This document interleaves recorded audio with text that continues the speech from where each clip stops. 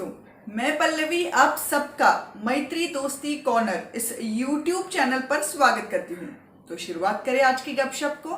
दोस्तों, आज मैं आपके साथ एक कहानी शेयर करने वाली हूँ और इस कहानी का नाम है दृष्टि। एक बार एक पिता और पुत्र ट्रेन से यात्रा कर रहे थे। पुत्र की उम्र लगभग 24 साल की थी। दोनों ही बहुत खुश नजर आ रहे थे। जैसे ही ट्रेन शुरू हुई, उस लड़के ने अपने पिताजी से ट्रेन की खिड़की के बाजू में बैठना है ऐसे कहा। ये सुनते ही पिता ने अपने पुत्र को खिड़की के बाजू में बिठाया और खुद उसकी बगल में बैठ गए।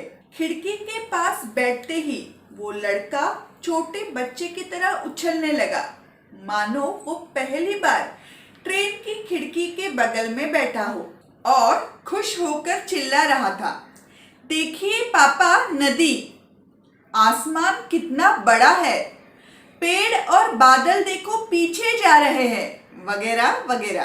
पिताजी भी खुश होकर उसकी हाँ में हाँ मिला रहे थे।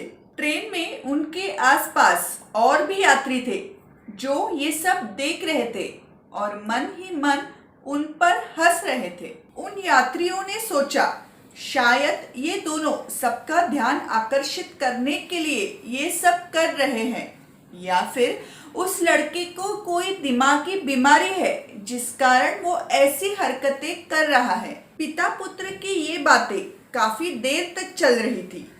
ये सब देख सहप्रवासियों को अब थोड़ा गुस्सा आने लगा था। आखिर न रहते हुए उनमें से एक यात्री ने पिता से पूछा, ये लड़का इतना बड़ा होते हुए भी छोटे बच्चे की तरह बर्ताव क्यों कर रहा है? और आगे हिचकिचाते हुए पूछा, कहीं इसे कोई दिमागी बीमारी तो नहीं?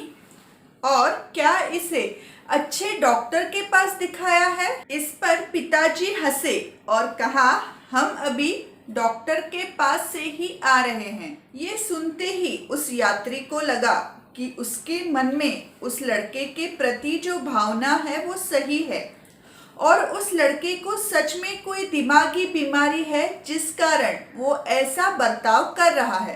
पर आगे जब पिता ने डॉक्टर के पास जाने का कारण उस यात्री को बताया तो वो आश्चर्यचकित हुआ, और कारण ये था कि वह लड़का जन्म से ही अंधा था और कुछ दिनों पहले ही उसकी आंखों का ऑपरेशन हुआ था। उसे दूसरे की आंखें लगाई गई थी जिस कारण उसे अपनी आंखों की रोशनी मिली थी, और आज वो पहली बार हॉस्पिटल से बाहर निकलकर दुनिया को अपनी दृष्टि से देख रहा है।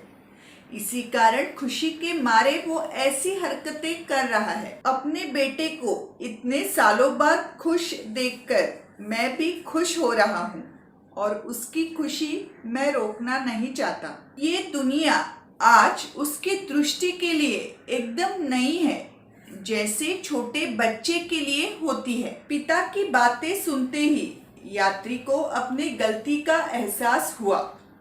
पिता पुत्र के प्रति उनके मन में जो भावना थी वो बदल गई और उसने उनसे माफी मांगी। यात्री के मन में लड़के के प्रति जो गलतफहमी थी वो नष्ट होकर स्नेह और सद्भावना निर्माण हुई, और आगे की यात्रा में सभी यात्री उस लड़के की खुशी को देखकर खुश हो रहे थे। तो दोस्तों, ये थी आज की कहानी।